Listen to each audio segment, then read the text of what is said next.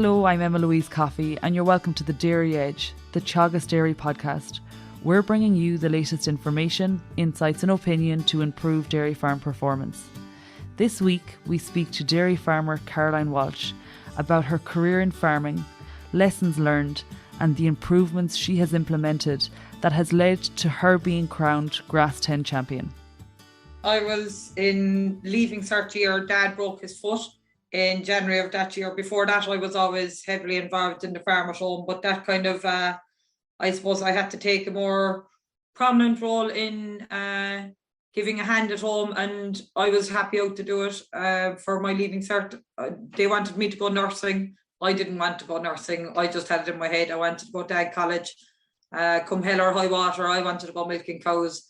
I suppose it was kind of made clear that from when I was 18, I suppose when I was doing the leaving cert, it was kind of made clear that there probably wouldn't be a prominent future for me in the home farm. I had two brothers and they were like, look, sure, you know, like if you want to go your own pat grand job, like, so the father said she'd give me plenty of help if I wanted to get going. So I was like, right. So at the time we were to try and get off the ground, you were in your quota era, and we kind of looked at different ways of trying to get at it and couldn't find any way that you could make enough money to be sustainable at it for the amount of quota that was available at the time.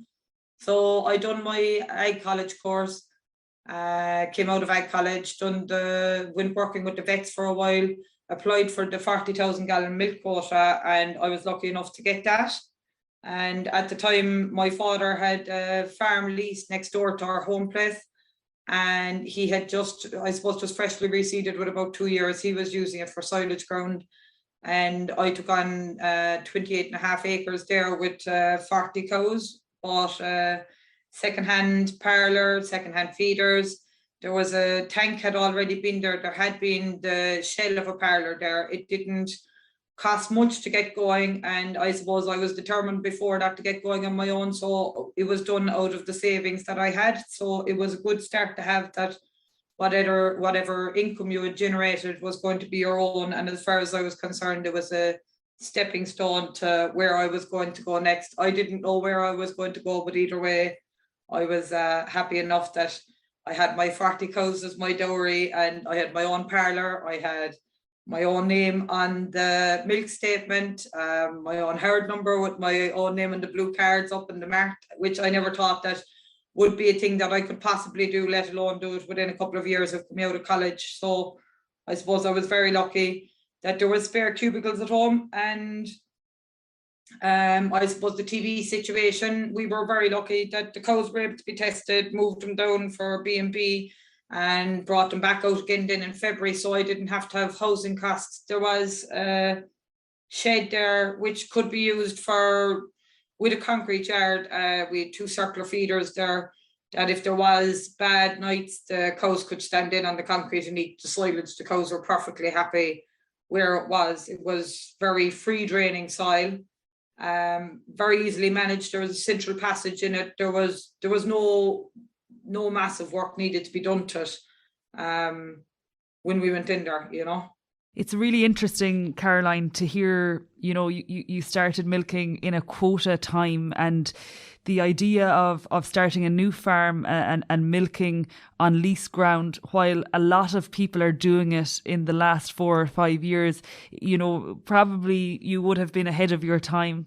And also, I guess, you know, while it was very unfortunate that your dad broke his foot, it probably accelerated your movement towards agriculture, and it was a good excuse for you to get out on the farm more. Looking then, Caroline, to you made a move and you're now milking in Ballinascarty. Can you tell us a little bit about that? So I suppose I got the quota in July of 2009, and I met my husband Joe in November, December of 2009. I started milking in the spring of 2010, and I suppose within a couple of years, it was decided, right, this is just a pit stop. We need to get moving out to Ballinascarty because my husband Joe and his father and his brother are operating a contracting business from the home yard in Ballinascarty. So it was a case that there was a herd of cows and a couple of children in Ballinadee, and there was a husband and a business outside Ballinascarty. So the two things couldn't work. Basically, one wasn't seeing the other, and it was like 5:30 in the morning starts to get finished, so Joe could get to go to wherever he needed to go, and he might be back until 11 or 12 o'clock. And it was just like, it was mayhem for a while. But when you're young and when you're doing what you like doing, it's very easy to say, here, I'll put up with that for a while. So when we moved out to Ballinascarty, when the decision was made, like, I was very fortunate, really, I suppose. Like, Joe's parents, you know, they kind of laid out the ground and said, look, there's 50 acres there in the home place. They were fattening cattle on it. It's yours to work with. They had been at cows up until 10 years before that, but they didn't really like anything with 4 legs. They rather the 4 wheels. And the pit in the parlour had been filled in, the cubicle house that was there. It had been fattening bulls, but the cubicles, they were, I suppose they were kind of rotten at the ends of them. They all needed to come out. There was a new we put in a new parlour, and we bought a second-hand 16-unit Delaval. This was the time when I suppose you had the young forgotten farmers. So myself and Joe both fell into that category where there was no grants. There was, you know, the grants weren't worthwhile for what we wanted to go and do. There was 40% grant, but it was still going to cost way more to do it that way than to do it out of the cash flow. That, I suppose, the money that had been generated in the first farm, like, everything was kept out of that because we knew the move had to be made. We bought the second-hand 16-unit Delaval parlour. We brought the feeders with us from the old unit and bought 6 more feeders to match up with it from Galway. And eventually, 2 years later, we replaced them feeders with new feeders, but the bulk tank was bought second-hand. We put an extension into the cubicle house. There was 44 cubicles there. We extended the cubicle house by another 44 cubicles. But the only problem, like, we went within the buildings that we had, but one of the big problems now, well, it's not a big problem, but our passages are narrower. So what was fine in the 70s and the 80s, and people weren't into the whole locomotion of cows and, you know, needing so much space per cow and all this. What I'd find is our scraper passages and the feed passage, you know, there's no way that you're going to have 2 cows, well, 3 cows, I suppose, passing behind the cows when they're standing at the head feed space. So we really had to work within the walls that we had, because the yard, like, everything that was there was built for 50 or 60 cows. So gates might have been moved a small bit, the cubicle house was extended, but, like, head feed space wise, at the moment we put in head locking barriers this year. We've head feed space for 57. So if you're getting to a time of the year where you're tight on grass, we put in extra head feed space at the time when we extended the house, but we'd probably do it a bit more now. But because our numbers won't be going up, it won't justify to put in the extra head feed space. So everything was done in the constraints of what was here. But if you were obviously starting off on a greenfield site, you'd probably have a lot easier setup, you know. And as you say, Caroline, you know, in the 70s and 80s, we weren't, the focus wasn't on things like cow flow. So, you know, it's understandable why that would rear its head as a challenge now. Like, if we look at a map for somebody that's outside of West Cork and maybe not necessarily living in the People's Capital or the People's Republic, you know, looking at a map, Ballinascarty and Ballinadee aren't too far away from each other. You know, what would you see as the similarities and differences between the two farms? Like, was it a big change or was it a seamless transition? Oh, it was a massive change. It's like putting, a calf out in the spring. You're kind of going like a headless chicken and you're hoping that everything will go right for you. And, you've got a point to prove that, look, now I've got my apron strings cut and this is my blank canvas and I can make everything work right. And you're in the middle of, I suppose, at that time we had 4 children and Louise came along 2 years after the move. So everything was just riding on the crest of a wave, shall we say. There was a big lesson in that in Balnadee, I suppose the soil was very free draining, gently sloping.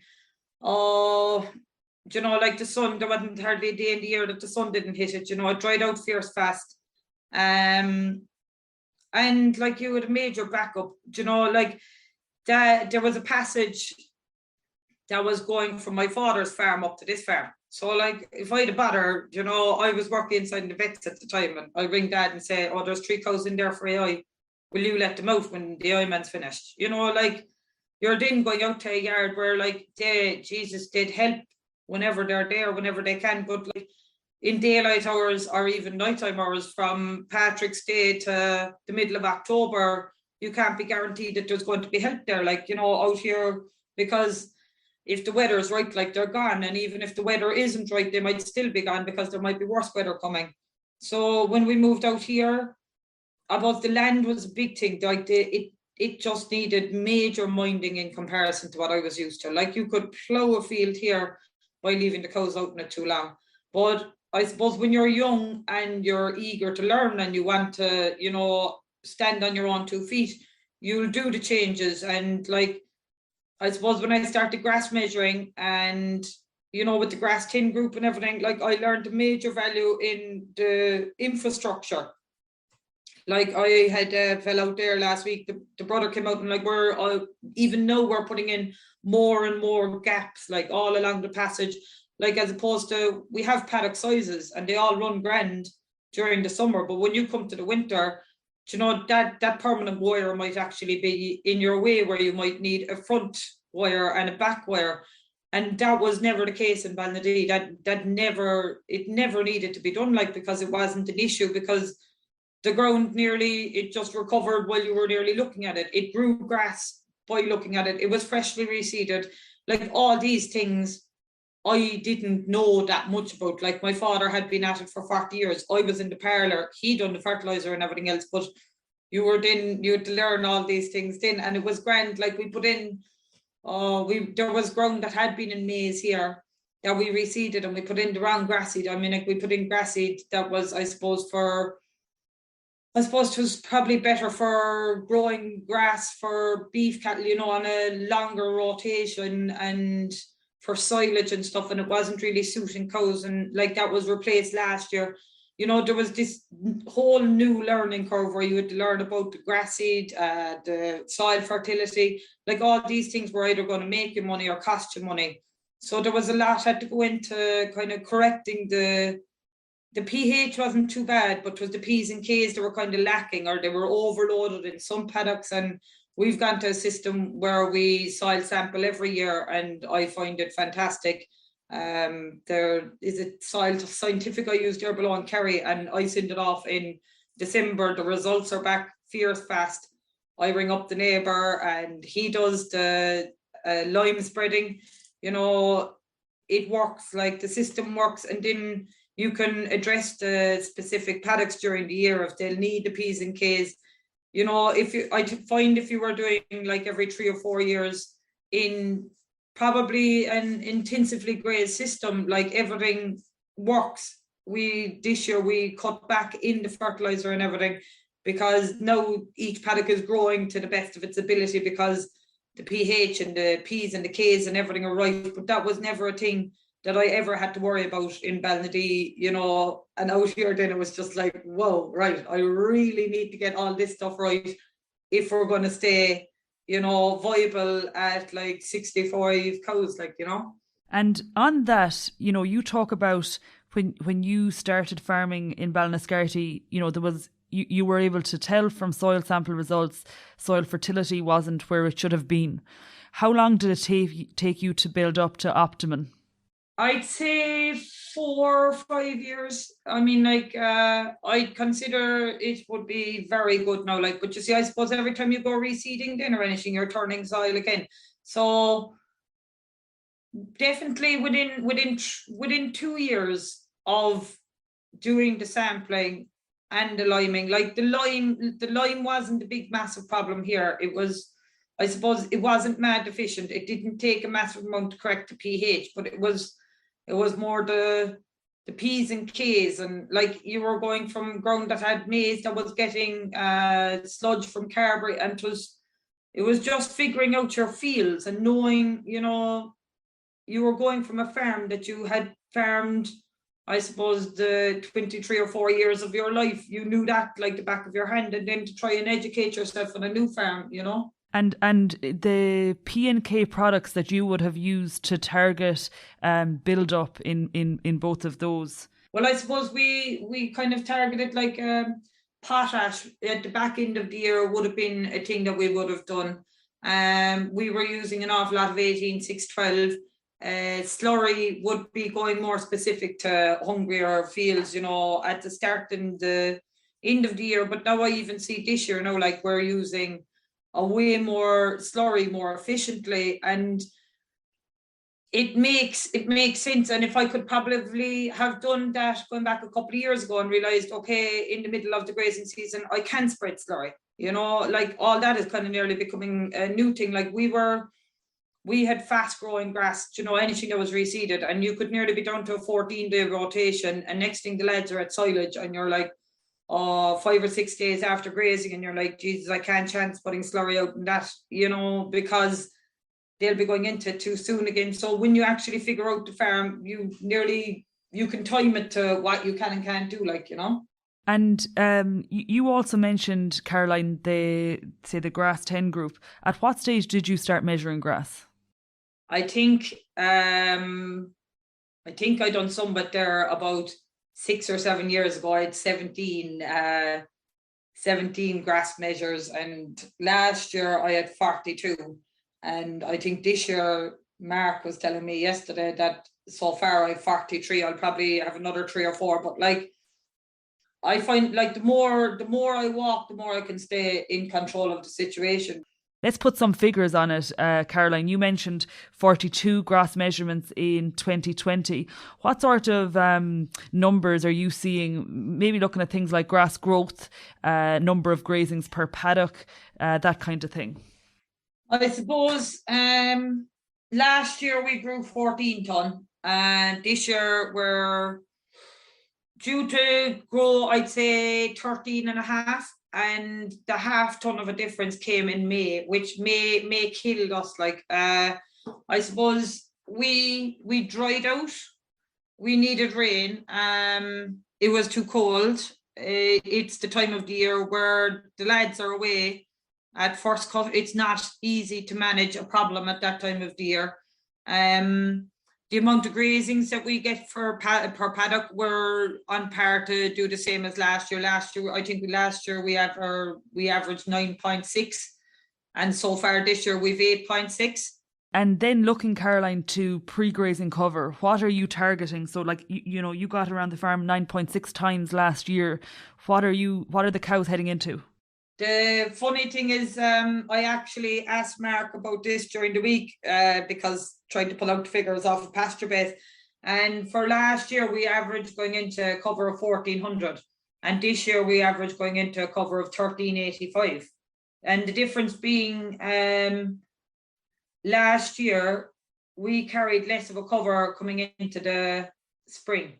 I suppose we went into heavier covers in 2020. In the spring of 2020, we carried more grass through the winter. We probably didn't grow as much last year, or, we ate into too much of it the year before, but the difference is marginal. Like, Just to wrap up, Caroline, you mentioned along the way, you're the 2020 Grass 10 champion. The figures add up here. And, you mentioned Mark looked back at the pre-grazing cover based on the grass you're growing and the number of grazings per paddock. And, you're hitting that sweet spot of 1,400 kilos of a pre-grazing herbage mass. But could you give us maybe some of your key learnings from engaging with the Grass 10 competition and whether it's something that you would recommend to any farmer listening in today? Oh, I think I definitely recommend it 100%. Like from having, especially the big thing here is when we opened our farm to the Grass 10, the kind of training group, like what I learned from that is invaluable. Like even the discussions that can go on in regard to the best grass seed to use or the best grass seed to use for the soil type.